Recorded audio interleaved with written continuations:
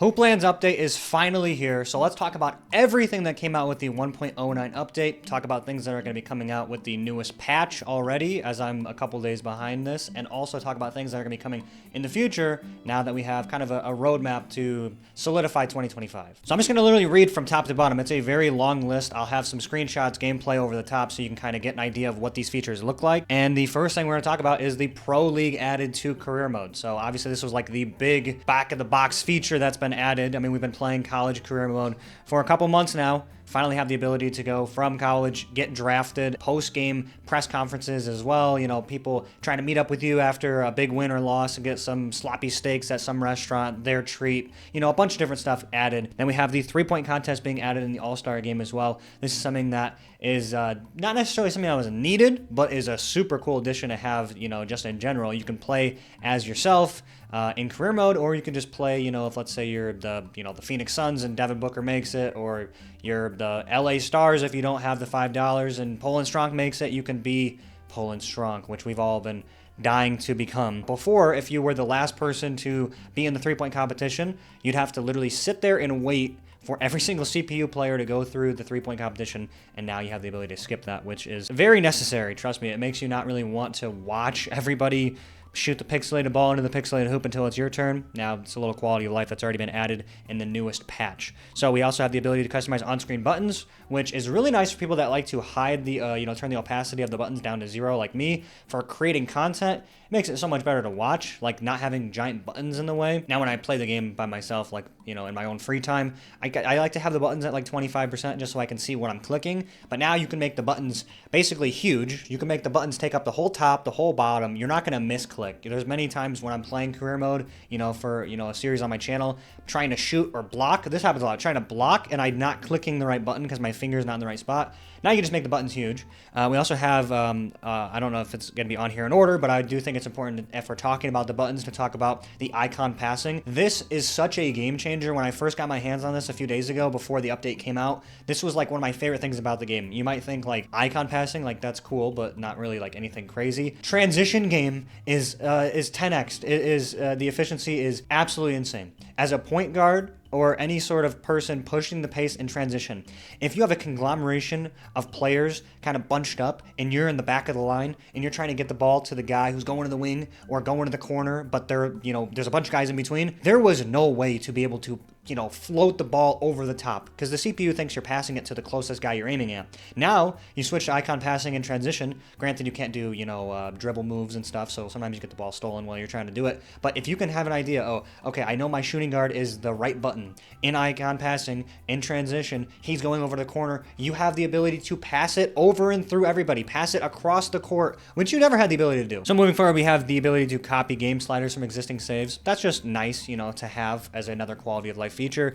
When it comes to coding for my rosters, I went into the text, file and was able to set the custom sliders basically to where you click the custom button on my roster, it just imports all of my selected gameplay and simulation sliders, so that way you don't have to worry about typing them in back and forth. But if you don't have that, if you don't have my roster and you just want to be able to copy and paste your own sliders in the bottom right, it's super easy to do. You have the ability to add team championships. This is something else that I've already implemented in my rosters, going into the game file, adding historical season data, a pain in the ass if I'm being honest, but now you don't have to worry about it. If you didn't want to use my roster, somebody else's, you could just boop, click it, add a championship to whatever. Super easy, get championship banners hung.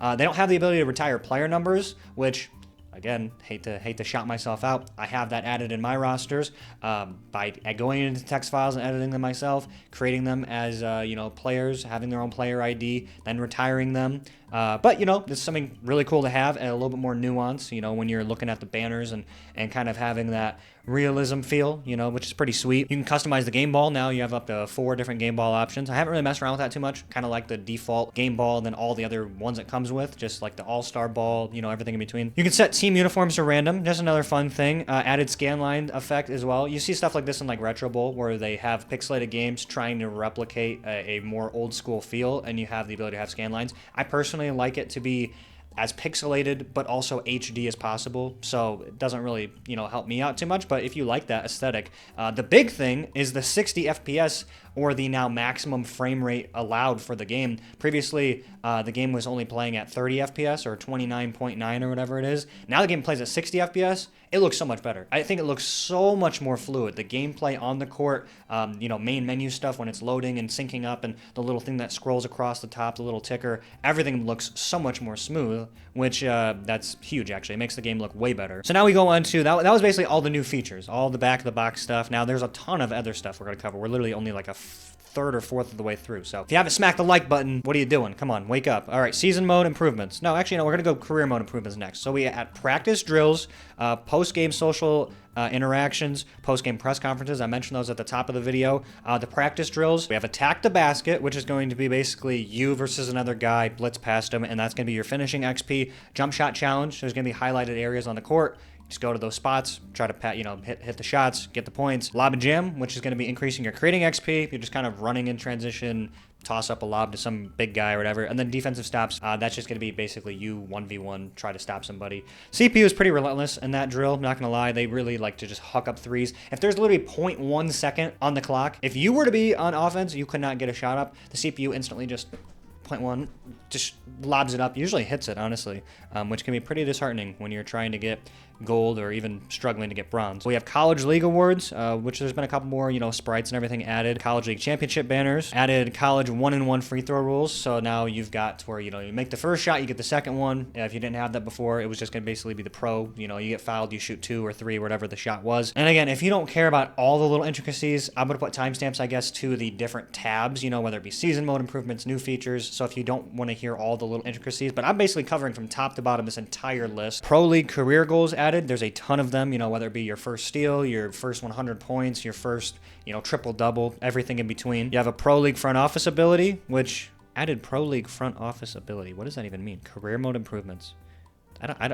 I guess maybe that's its own tab. What is that specifically? Okay, so that's over here. We have the ability to edit playbook, request a trade, and announce retirement based on what level you are. If you're a role player or a superstar, whatever in between, you have the ability. It kind of has that more control front office feeling for your career mode. Obviously, I haven't started my career mode here on the channel. Greg Winston, the point guard, phenom, is dead, rest in peace. So I'm going to be starting a new franchise, a new career mode. So stay tuned for that. Trying to get these rosters figured out and really set in stone. Trying to basically decrease a lot of these crazy good players and the good players to make them decent, so that way there's more playing time. You're not having to struggle to ride the bench the entire time. So I haven't gotten to the ability to trade away players, which, that'd be fun when I can do that. So we've got change career mode starting age of 17.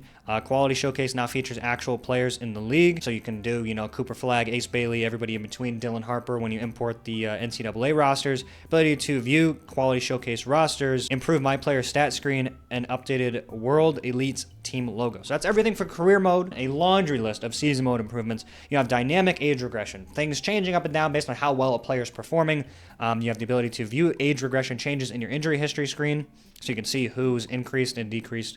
I guess not decreased, but who has increased their longevity for avoiding regression. The ability to view draft lottery results by tapping on the new screen. Listen, the draft as a whole got a huge kind of just facelift. You have the ability to go pick by pick. You have the ability to simulate all the way through. You have the ability to make in-season trades at any point during the draft. You have the ability to now view when the lottery happens what your pick is in your kind of trade screen, your front office screen, which is great. I might have already jumped ahead of some of these things, but yeah, you have the ability to pause, resume, and speed up the draft, view the draft team order. Each team has their own needs and stuff, whether it be offensive rebounding or shooting, stuff like that. Auto pick during the draft, find trades with create trade screen. I don't know how much that's going to be used. I've tried to do it, but it doesn't really seem to work too well. I don't know if it strictly pulls players off of the trade block, which has also been improved, or if it actually just pulls players even if they don't have any kind of trade looming morale issues or something. I don't really know how exactly the algorithm works for that, but they do have the ability to create a trade on your end. If you say, I want to put the player up, create a trade for each team, you could do that. It's like a reverse trade finder almost. And then you also have the ability to say, I want this guy. How can I make it happen? Usually, I've never seen it go like 2 players in a pick. It's usually just a player for a pick or vice versa. I haven't really used that feature too much. I haven't really been able to make it work too well, but we're very early. Added on trade block button, so you can search for players strictly on the trade block. There's also also color coordinated for people who are untouchable and people who are on the trade block. Untouchable is red. Red is bad. Can't do it. Green is good. Hey, green, good. You can trade for them. That kind of thing. Additional game setup options mid-season. I don't know what that means specifically. Okay, so when I go to regular season, I have the ability to change the game rules, change the game style, change the difficulty, and change the game ball. You can't change the length of the quarters, but you can change the game rules mid-season.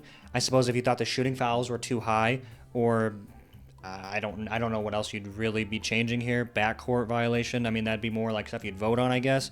And then you have the ability to change the game sliders. Not the simulation sliders, but you have the ability to change the game sliders. Important, if you want to tweak things as the season goes on. Granted, at the end of the season, you have the ability to change basically everything. You can change, how many teams are in the lottery. You can change all of these simulation sliders, but now you have the ability to make some more fine-tuning and tweaks, so that's always nice. Added player potential to player comparison screen, so that is pretty sweet. I didn't know that was even on the player comparison screen. I've also noticed they kind of changed the layout of the player comparison screen, like the bars are thicker so you can read them easier. It was definitely a lot more kind of clunky. It all kind of stuck together. It was very hard to differentiate between the bars, but now they're definitely a lot more readable. Default league court design for various teams have been updated. Default season settings when starting a new save. CPU starting lineup algorithm. CPU bench rotation. Oh my god, this was so essential. Basically, every single time you'd set a player's position to be a hybrid position, guard, forward, forward center, it was a mess. I don't know what the algorithm, like the internal algorithm for deciding who starts at what position is, but you would have like a 4.5-star guard forward. And basically it seemed like guard forwards were not playing small forward. Like guard forwards would play shooting guard if you auto-generated the lineup, even if the player was better. So let's say you have a 4-star guard forward,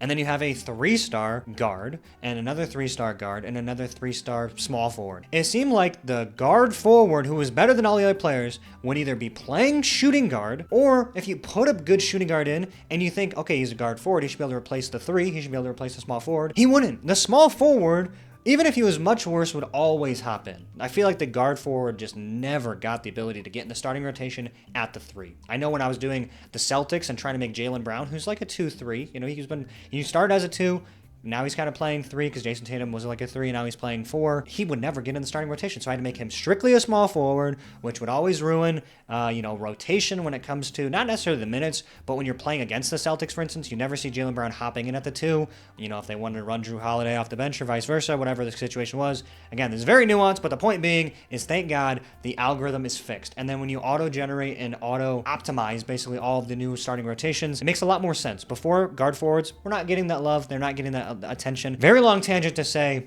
thank you, quality games. Moving on to gameplay improvements as a whole. So we have player icon passing and switching buttons. Also, yeah, that's another part about the passing, is you also have the ability to now player icon switch position. Now, I always play defensive switch position on auto, so that way whenever I like to D-up whoever's got the ball. I'm not the type of guy who's like, oh, I'm just going to sit in the corner and while the CPU locks up the, the ball handler. Unless I'm playing against like Jalen Brunson and it's impossible to stop him. He's spinning everywhere like a fucking tornado or Tasmanian devil, something, I don't know. Switching with the buttons is very nice. Added team warm-ups to shoot-around mode. Fresh uniforms. Added CPU emote when open for an alley-oop. That's cool. I like that. They also added that, when career mode first came out, when you're trying to ask for the ball too much and they give you like the side eye, like who the fuck are you, because they don't trust you. Teammates will now pass you the ball after a made shot and shoot around. Another thing that they implemented when it comes to the skills as well, so when you're doing the skill shooting challenge, I instinctually run towards the ball to go pick it up, but it'll also just like pop up in the guy's hand. He'll pass it to you. Teammates will pass you when calling for the ball in All-Star, so you don't have to worry about your relationship. Shot clock now resets to 20, 14, or 4 following offensive rebounds. Decrease lighter weight player back down strength, so we're getting more physics-based stuff here. Decrease shorter players blocking and rebounding, so again, making it feel, it's the same player sprites if you're 7'7" or 6'1", so that's good, at least making it feel a little bit more. I always felt like the guards always had the crazy ability to block, and I always have to turn my gameplay slider blocking super far down because I don't want the ability to block all the time. Like the timing of it, even if you nail the timing, you'd block everything, even if you were super small. Now, if you time it even and you're not that tall or not that good at blocking, you just don't get up. It can be kind of frustrating when you're used to blocking all the time, but I think that it's something that definitely needed to be fixed. And then we also have decreased foul call slightly on the highest setting, not as much foul baiting. Free throws initially, I'd said something in quality games months ago about, the best scores in the NBA. I think about like Joel Embiid's season last year when he averaged like 35 points a game. He was getting to the line like 10 times a game. Like he was averaging almost double digit. I don't know if it was him specifically. I think it was. He was averaging like at least 8 free throws a game. Then when you simulate on the highest free throw settings in, a regular season, you'd only be able to get like the highest level of free throws you could draw was like one even, like one free throw a game. And then they added this slider with the, update maybe a few months ago before this big update, like the last big one. And it was the basically increased tendency for drawing fouls and player, getting to the free throw line tenfold. They literally, quadrupled it from like now I can get anywhere from like 4 to 5 fouls, on average. So then the scoring goes up without having to necessarily increase everyone's stats overall, which is nice for trying to create a very well-balanced league as a whole, making it feel like the superstars are really good. And it kind of creates these tiers and separation. Just nice. It's just nice to not have to give somebody who averages 30 points a game maxed out scoring. That averages 30 points a game can do everything. So it's nice. It's definitely a nice, thing when it comes to creating the rosters. So that's everything when it comes to season mode improvements. I'm kind of rambling, but again, if you're here for Hoopland, then you don't give a shit. I would hope that, however long we're into this video, you probably want to know all this stuff. We got bug fixes now. Oh, call the exterminator. Bug fix time. I'm going to rattle through these. Again, some of these I've seen before, some of them I haven't. And you know what? Maybe it's not even necessary to cover all these, but teleporting teammates, steal attempts when attempting to block, infinite free throws, player out of position during free throws, inconsistent bench cheering animations, game results saving twice, unused draft picks, and expansion added to the first season. Expansion draft team logo order, which I've seen that for a long time.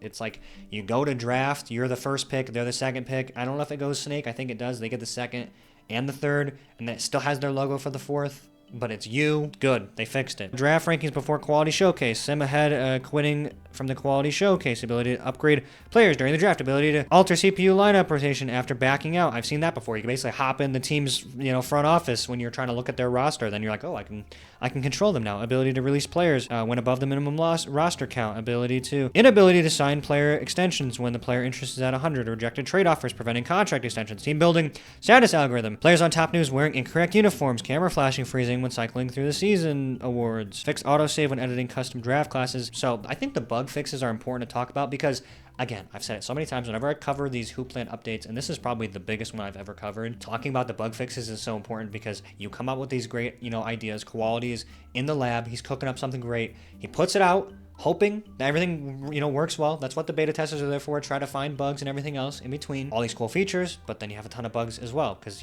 as people start to play, you get, all these updates and way more hands. You got to have, kind of quality control. So I think that's so important, keeping your eyes peeled. You got to take a little bit of a breath after an update like this. You bust your ass through all the holidays and everything in between. Moment is zen, and then you get back into grind mode. So that's everything for the 1.09 update, the career mode update. Now we're going to talk about the upcoming bug fix that was just released today as I'm recording this. Then we're going to talk about the future outlook on what to expect as the quarter starts to close, as the second quarter, third quarter come around, maybe the end of the season. The newest 1.09.1 update. So season mode improvements added the ability to fast forward during CPU turns and 3-point contests. I mentioned that, super important. Added cost text when attempting to unequip a skill with not enough coins. It does cost you coins to unequip a skill when you unlock a new skill ability. Let's say you have one skill slot left. You use the generic one at the top, like Dimer. Okay, now you've unlocked a new skill, Ankle Breaker or whatever it is. Let's pick one that has a 2. So Hot Potato.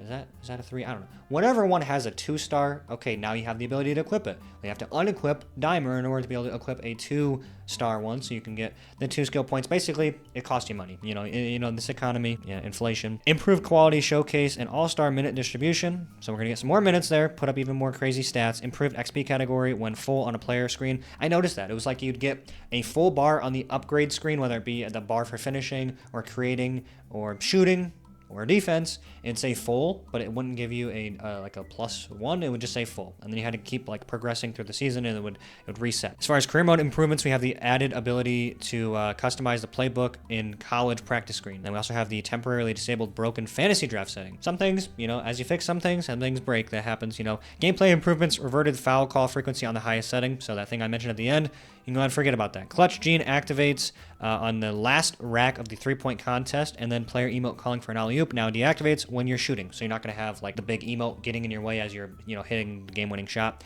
Then we have a ton more bug fixes. I guess, fuck it. We'll just rattle through them. Screen turning black after shoot-around practice, clock expiring during jump shot and lob drills, ability to push training coach and defensive stops. That's probably not okay. Ability to cycle through substitution lineup and career mode shoot-around. Ability to start shoot-around practice or drill. You couldn't do it. There was, I guess, a bug where you couldn't do it. So now you can. 3-point contest results not saving. I have ran into that before. Fixed lock during 3-point contest when a player has cleanup crew equipped. Inability to control player in 3-point contest all-star game. Career mode players not sitting out when you click rest. Missing team championship. Gradient appearing at the top of screen during gameplay. Inability to upgrade players in the post-game results screen. I do want to quickly talk about the Hoopgram stuff that was talked about, you know, and kind of like the lead up to the career mode. We got our hands on it a little bit as far as the beta testing goes, and I would say that maybe quality clearly just wasn't happy with where it was at.